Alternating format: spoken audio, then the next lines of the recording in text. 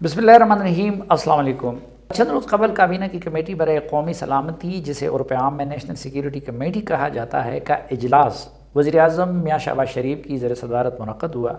कौमी सलामती के हवाले से ये सबसे अहम फ़ोरम यूँ समझा जाता है कि उसमें वज़ीर आज़म और अहम वज़रा के अलावा chairman joint chief of staff committee, army chief, naval chief और एयर चीफ भी बैठते हैं। इस इजलास के बाद जो ख़बर जारी की गई, उसकी रूह से कमेटी ने दहशतगर्दी के ख़ात्मे के लिए एक जामे ऑपरेशन शुरू करने का फ़ैसला किया।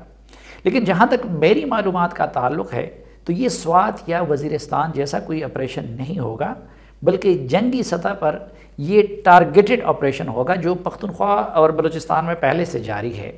लेकिन जिस बंदे ने प्रेस रिलीज़ तैयार की उसमें ऐसे अल्फाज इस्तेमाल किए गए जिससे पूरे पख्तूनख्वा और बिलखसूस कबायली अज़ला में ये खौफ पैदा हो गया कि शायद माजी की तरह दोबारा हिजरतों और बमबारियों का लोगों को सामना करना पड़े। प्रेस रिलीज़ में जो अल्फाज इस्तेमाल हुए वो ये है कि in all out comprehensive operation with the entire nation and the government which will read the country of the menace of terrorism with renewed vigour and determination. तो हमगीर और जामे के अल्फाज, यानी हम अगर देखें तो कम्प्रहेंसिव या ऑल आउट का तर्जुमा हम यूँ कर सकते हैं कि हमगीर और जामे। तो हमगीर और जामे के अल्फाज से ज़्यादातर लोगों ने बजा तौर पर यह तासुर लिया कि माजी के ऑपरेशनों की तरह कोई नया फुल फ्लेज मिलिट्री ऑपरेशन शुरू हो जाएगा।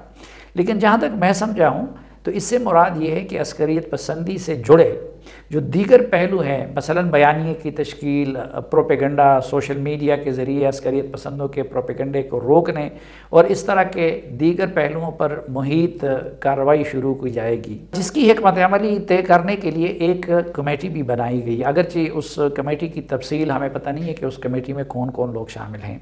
जहाँ तक टारगेटेड मिलिट्री ऑपरेशन का ताल्लुक़ है तो वो तो पख्तूनख्वा और बलूचिस्तान में कब से जारी है। हकीकतन वहाँ जंग जैसी सूरत हाल है। जंग या ऑपरेशन और किस बला का नाम है। मसलन खैबर पख्तूनख्वा में एक दिन भी ऐसा नहीं गुजरता कि या अस्करियत पसंद कोई कार्रवाई ना करें या फिर सिक्योरिटी फोर्सेस की तरफ से उनके ख़िलाफ़ कोई कार्रवाई ना हो। अब के बार ये सिर्फ कबायली अज़ला तक महदूद नहीं, बल्कि सवाबी से पेशावर और बाजवड़ से वज़ीरिस्तान तक ये मामला फैला हुआ है। हमारे जो वज़ीर दिफा हैं या वज़ीर इत्तलाआत है, उनको तो इन चीज़ों से कोई सरोकार नहीं होता, इसलिए हुकूमती साइड की तरफ से कोई तफसीलात जारी नहीं की जाती। लेकिन TTP की तरफ से जो रिपोर्ट जारी की गई है उसकी रूह से गुज़िश्ता 3 माह के दौरान उन्होंने 117 कार्रवाइयाँ की है, जिनमें उनके बकौल आर्मी के 99 यानी 99, पुलिस के 167 और FC के 73, इंटेलिजेंस एजेंसियों के 18 और रेंजर के 7 अफराद लुक़मा अजल बने। TTP के मुताबिक 25 कार्रवाइयाँ डेरा इस्माइल खान, 21 शमाली वज़ीरिस्तान, 11 खैबर एजेंसी, 10 लकी मरवत, 9 जनूबी वज़ीरिस्तान, 8 पेशावर, 6 टांक और 3 मर्दान और 4 सदा में की गई। दूसरी तरफ फ़ौज, FC, पुलिस और इंटेलिजेंस इदारे उनके ख़िलाफ़ पूरी तरह मुतहर्रिक हैं और जहां उन्हें सुराग मिलता है वो तालिबान के ख़िलाफ़ कार्रवाइयाँ करते हैं। इसके बावजूद गुज़िश्ता रोज़ एक वीडियो सामने आई है जिसमें तालिबान खैबर एजेंसी के तीरा बाज़ार में गश्त करते हुए नज़र आते हैं। अब खैबर पख्तूनख्वा के अवाम पहले से खौफ और दहशत की फ़िज़ा में जी रहे हैं, लेकिन ऑपरेशन का नाम सुनने से उनकी नींदें मज़ीद हराम हो गई और हुकूमत का ये आलम है कि उसने अपने इत्तेहादी ANP को भी एतमाद में नहीं लिया। और यही वजह है कि मंजूर पश्तीन के अलावा एमल वली ख़ान ने भी नए ऑपरेशन के हवाले से तहफ़्फ़ुज़ात का इजहार किया। इसी तरह JUI जो खैबर पख्तूनख्वा में मुकम्मल हुक्मरान है और मरकज़ी हुकूमत में अहम तरीन हिस्सेदार है, उसकी क़यादत भी इस हवाले से मुजरिमाना खामोशी इख्तियार की हुई है। उसके वज़रा ने या गवर्नर वग़ैरह ने भी कौम को ये नहीं बताया कि अगर माजी की तरह ऑपरेशन है तो उनके हुकूमत में होते हुए उसकी मंजूरी क्यों दी गई, और अगर टारगेटेड है तो फिर हमगीर और जामे से क्या मुराद है। जहाँ तक मेरी तालिब इल्माना राय है तो मैंने माजी के हर ऑपरेशन की मुखालफत की है और अगर अब भी ऐसा होता है तो भी उसके ख़िलाफ़ हस्ब इस्तिताअत आवाज़ उठाऊँगा। लेकिन तादम तहरीर मेरी मालूमात के मुताबिक माजी की तरह का कोई ऑपरेशन शुरू नहीं किया जा रहा है और हमगीर और जामे से मुराद ये है कि प्रोपेगंडे اداروں کے مابین ہم آہنگی لانے اور سوشل میڈیا یا بیانیہ وغیرہ جیسے پہلوؤں پر بھی توجہ دی جائے گی۔ لیکن سوال یہ ہے کہ یہ سب کچھ کون کرے گا؟ ابھی تک تو حکومت کے اندر قومی سلامتی کے ایشوز کی طرف عدم توجہ کا یہ عالم ہے کہ 100 سے زائد وزراء، مشیروں اور معاونین خصوصی کی فوج بھرتی کی گئی ہے، لیکن قومی سلامتی کے مشیر کا عہدہ خالی ہے۔ طالبان کا میڈیا مینجمنٹ موجودہ حکومت سے 100 گنا زیادہ بہتر ہے۔ وہ ہر ایشو پر اپنا موقف منٹوں میں سوشل میڈیا کے ذریعے پہنچاتے ہیں۔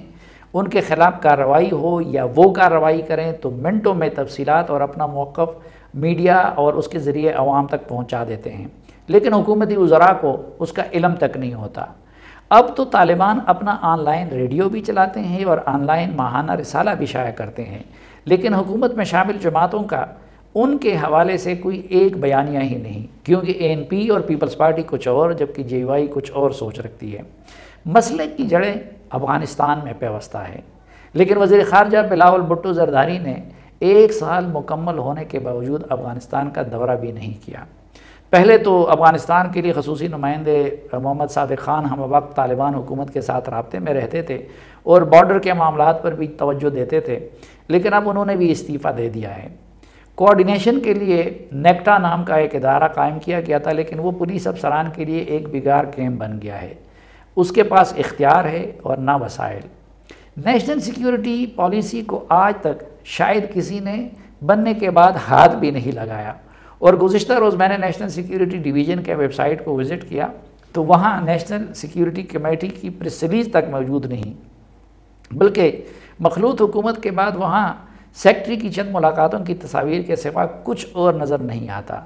میں حیران ہوں کہ ان حالات میں موجودہ حکومت سیکیورٹی اداروں کے مابین کوارڈینیشن کیسے بہتر بنائے گی اور عسکریت پسندوں کے مؤثر پروپیگنڈے کا جواب کیسے دے سکے گی۔ میرا کل بھی یہ موقف تھا اور آج بھی یہ موقف ہے کہ مسئلے کا حل صرف جنگ نہیں بلکہ مذاکرات ہیں، لیکن اس طرح کے مذاکرات نہیں جس طرح عمران خان حکومت میں کیے گئے۔ ہم جب مذاکرات کی بات کرتے ہیں تو بہت سارے لوگ اس پہ چڑھتے ہیں، حالانکہ میرے نزدیک اس مسئلے کا پائیدار حل سفارتکاری، سیاست اور مذاکرات ہی کے ذریعے نکالا جا سکتا ہے۔ لیکن مذاکرات کی بھی کئی قسمیں ہوتی ہیں، سفارتکاری کی بھی کئی قسمیں ہوتی ہیں، اور اس کے جنگ سے زیادہ کئی دیگر پہلو ایسے ہیں کہ ان پر جب تک ہم توجہ نہیں دیتے اور اپنی پالیسیوں سے وہ تضادات نہیں نکالتے تو تب تک صرف طاقت کے استعمال کے ذریعے اس مسئلے کو کبھی بھی حل نہیں کیا جا سکے گا۔